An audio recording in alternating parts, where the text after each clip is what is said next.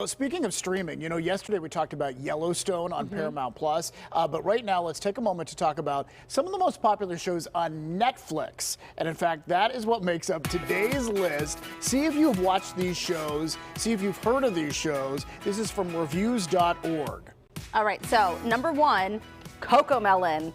And any parent out there will tell you that they know. So how they broke this down was the days in the top 10. This one was on for 326 days in the top 10. It's an animated kids series, a lot of singing. So most of the year. Yeah, so I had to actually look this up, because I didn't know what it was. So I had to look up that it was an animated kids series with nursery rhymes. They sing songs. Yeah.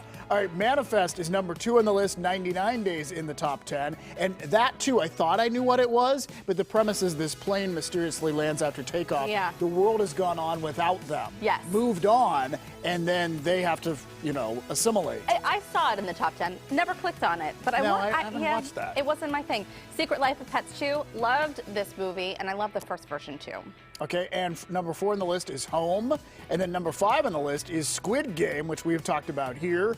Probably never going to watch that, but you and Ron have watched that. Yeah, and you can't see number 7, but number 7 was Bridgerton. It spent 65 days in the top 10, which surprises me because I know that at one point we were learning that it was like the number 1 streamed, and then Squid Games was number 1 streamed. I don't know. I figured Squid Games would be higher on this list, and also Bridgerton. Yeah. And we watched Bridgerton because of you. Like, you said so much about it, and we thought, oh, let's watch it. And now they're coming back with a new season, but without your guy, right? He's not going to be back, and I don't know if I can go back. Yeah. Just not. It's kind of over. Not as appealing. Doesn't mean the same thing anymore. Yeah. Yeah.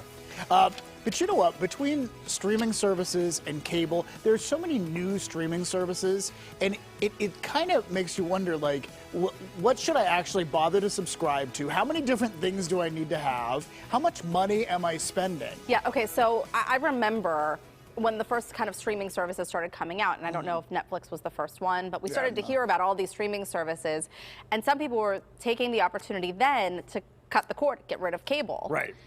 We have not done that. I think we still have our full package. I mean, we are getting banged over the head between our cable bill and all of our subscription services, because if you want to watch some of these fun things, you have to keep adding to your subscription services.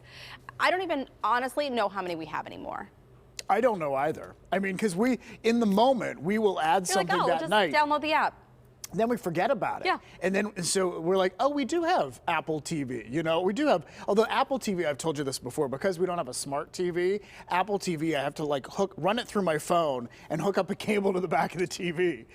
Because isn't it almost, the Super Bowl is coming, it's almost prime time for new TV sales, I think. Is this when to do it? Because I can remember when we bought the TV, it was right before Christmas. It was such a cold night, a lot like today, so cold. And we were at the store, and the guy said, well, this one's on sale, but it's not a smart TV. And I said, what does a smart TV mean? Do I even need a smart TV? Surely I don't need a smart TV. And now, I wish I had gotten the smart TV. Well, now, they've advanced so much. There's 8K. I don't even know what 8K means.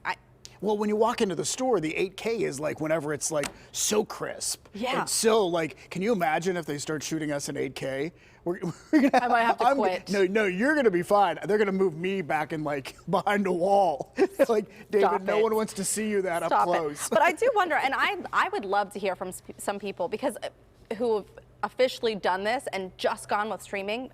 My husband's biggest thing is that he wants to be able to watch sports on demand. Like when the game is on, he wants to watch it. Well, and be able to bounce back and forth. And I get that, and I think that's true with a lot of people. My biggest thing is local stations. I want to be able to watch local stations and HGTV.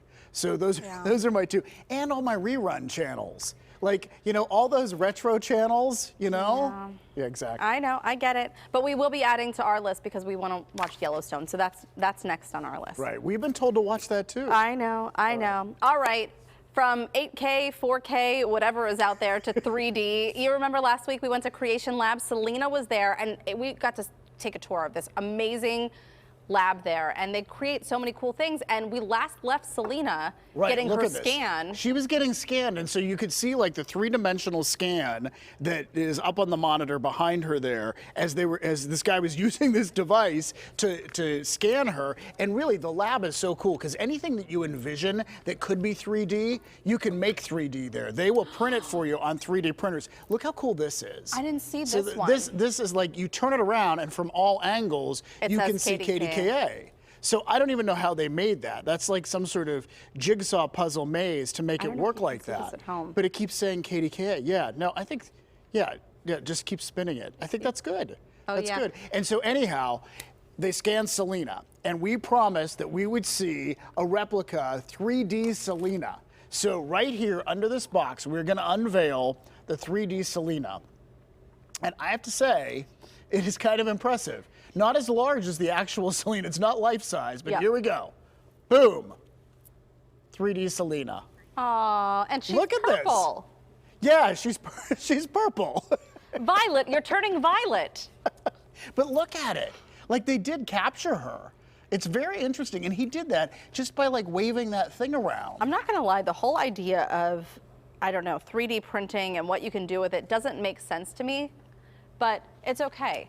Other people, it's okay. Other people get it, and they're doing it. Well, and some of the stuff they're doing, they're like creating parts to fix appliances and things like that. They're building houses with 3D printers. Lila got one of those 3D pens where you can kind of doodle with it, and it's not as layered as this, although you can make it that way. But it's just like melting wax or plastic is essentially what she's doing, and it's fascinating to me, but.